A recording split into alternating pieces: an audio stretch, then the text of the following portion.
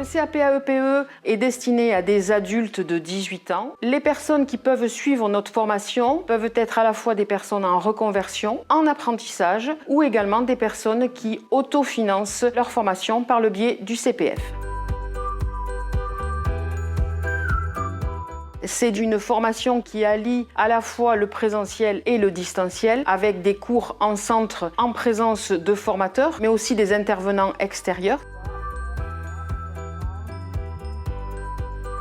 La formation CAP-AEPE est une formation à petit effectif qui permet un rapport très proche entre les formateurs et les stagiaires, ce qui permet d'avoir une formation au plus près des attentes de cet examen. J'ai été fleuriste pendant plus de 18 ans et j'ai souhaité changer de métier, donc j'ai fait une reconversion professionnelle. Et au fil du temps, je me suis rendu compte que je voulais absolument retourner dans mon premier choix professionnel qui était la petite enfance. Je me suis tourné vers la formation du CAP-AEPE car j'adore le contact humain, pouvoir aider les enfants dans leur développement. Mais vu que je suis mineur, j'ai fait 2 ans en formation continue, alors que habituellement c'est 1 an pour les personnes majeures. Ce qui m'a donné envie de venir au lycée Agir, c'était le mode de fonctionnement. Une semaine de cours et des semaines en entreprise. La formation est organisée autour donc, de 14 semaines de stage obligatoires. La plupart du temps, c'est nous-mêmes qui trouvons nos stages, mais si on a des difficultés, l'école peut nous orienter vers certains maîtres d'apprentissage ou de stage.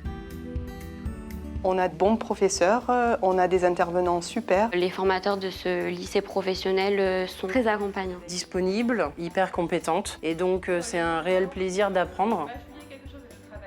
Mes interventions auprès des élèves viennent un peu en complément de ce qu'ils peuvent faire avec les enseignants du lycée.